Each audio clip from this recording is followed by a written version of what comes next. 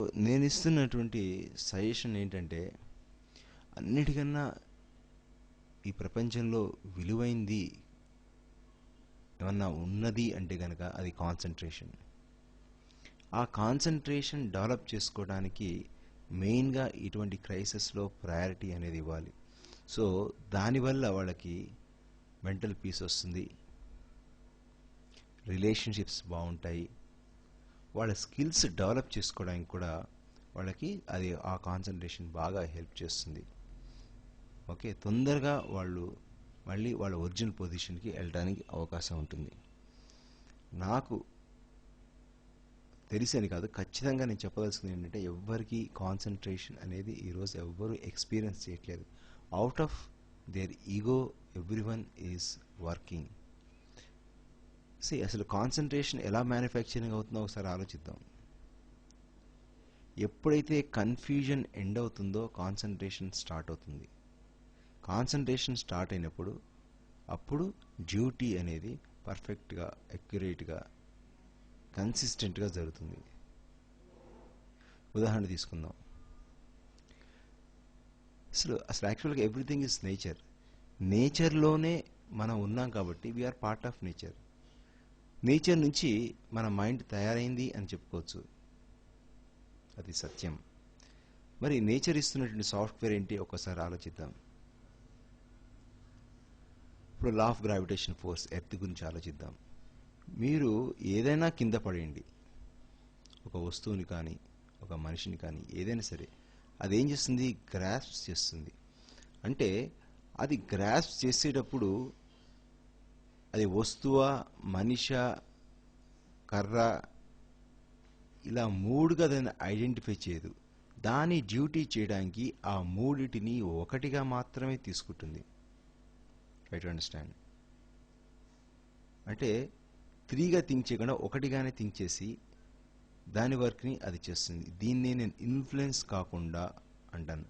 ఎప్పుడైతే ఇన్ఫ్లుయెన్స్ కాలేదో దానికి కాన్సన్ట్రేషన్ వచ్చింది, దాని వర్క్ డ్యూటీ కన్సిస్టెంట్గా, అక్యురేట్గా చేస్తూ పోతుంది. అంటే ఇక్కడ నేను చెప్పదలుచుకుంది ఏంటంటే, ఇన్ఫ్లుయెన్స్ కాకుండా ఉండడం అనేది కనబడుతుంది.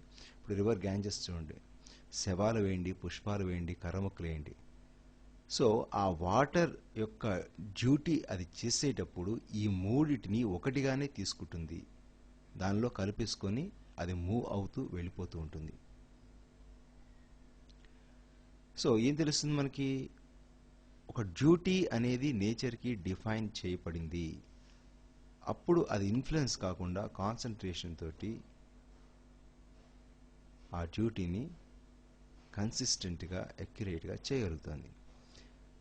ఇదే సాఫ్ట్వేర్ మైండ్ కూడా ఉండాలి కదా, ఎందుకంటే mind is also a part of nature. So mind software should be that is our self. Influence కాకుండా ఉండాలి. జాబ్ పోయింది, జాబ్ ఉన్నది, ఈ రెండు కూడా మనకి ఒకటే అవ్వాలి. అసలు యాక్చువల్గా మన డ్యూటీ ఏంటి? మనం సర్వైవ్ అవ్వాలి. మనం సర్వైవ్ అవ్వటానికి ఈ రెండింటినీ ఒకే రకంగా తీసుకుంటాం. ఎలా అయితే భూమి తీసుకుందో, నీరు తీసుకుందో ఒకే రకంగా తీసుకోవాలి. అటువంటి పరిస్థితిలో ఏదో విధంగా ఏదో ఒక ఆల్టర్నేటివ్ ఆలోచించి మనం బతకడానికి మనం ప్లాన్ చేసుకోవాలి. ఉన్న ఫండ్స్ని సరిగ్గా మేనేజ్ చేసుకోవాలి. డిగ్నిటీ ఆఫ్ లేబర్ అనేది పక్కన పెట్టి అవసరమైతే కొన్ని పనులు, వేరే పనులు కూడా చేయడానికి సిద్ధంగా ఉండాలి. కొంత టైం దాంట్లో స్పెండ్ చేయాలి. ఎప్పుడవుతారో you will lose the concentration, you will definitely do mistakes in the duty. So I request you to, I suggest you to build the concentration. నేను ఆ కాన్సన్ట్రేషన్ని మీకు డెవలప్ చేయడానికి mind power meditation, mind engineering అనే subjects నేర్పిస్తాను మీకు నేను. దాంతో చాలా అద్భుతమైనటువంటి కాన్సన్ట్రేషన్ ఇంప్రూవ్ అవుతుంది. అప్పుడు 100% షూర్గా, ఖచ్చితంగా విపరీతమైన ఫలితాలు మీకు వస్తాయి. భగవద్గీతలో కృష్ణుడు కూడా అదే చెప్తారు. ఎప్పుడైతే నీకు చేయాల్సిన దాని మీద ఖచ్చితమైనటువంటి నిర్ణయం ఎప్పుడైతే నీకు కలుగుతుందో అప్పుడు ఫలితం మీద నువ్వు ఆలోచించవు, ఫలితానికి ఇన్ఫ్లుయెన్స్ కావు అంటారు. ఇక్కడ నీకు తెలియాల్సింది, నీకు అర్థం కావాల్సింది, మనకు అర్థం కావాల్సింది ఏంటంటే జీవించడం అనేది మనకి ప్రధానం. ఉద్యోగం అనేది కాదు, ఫలితాలు అనేది కాదు. జీవించడం ఎట్లా జీవించాలి, మనకున్న రిసోర్సెస్ ఏంటి, టైం ఏంటి, రైట్, అవన్నీ ఆలోచించుకొని మనం జాగ్రత్తగా కొన్ని అవసరాలని తగ్గించుకుంటాం. ప్రస్తుతానికి స్పీడ్ బ్రేకర్ వచ్చింది అంటే అది పర్మనెంట్ కాదు కదా, టెంపరీగా మన స్పీడ్ని తగ్గిస్తాం. మళ్ళీ ఆఫ్టర్ సమ్ టైం మనం మన స్పీడ్లో మనం వెళ్తాం. So try to understand the confusion. జీవించడం అనేది ప్రధానము, అది నీ ధర్మము. So thank you for listening to me. నా ఫ్రెండ్ సజెస్ట్ చేసింది ఏంటంటే, ఇప్పుడు చాలామంది కార్పొరేట్ ఆఫీస్లో ఎంప్లాయీస్ క్రైసిస్తో ఉన్నారు, వాళ్ళకి నువ్వేమైనా చేయగలుగుతావా అని అడిగారు ఆయన.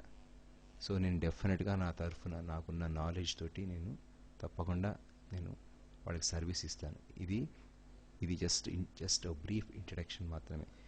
దీన్ని మీరు అండర్స్టాండ్ చేసుకొని యూజ్ చేసుకోండి. నా క్లాసెస్ మీరు కండక్ట్ చేయించుకోండి. I don't expect anything from you because I'm working for the cause. Try to understand. Thank you.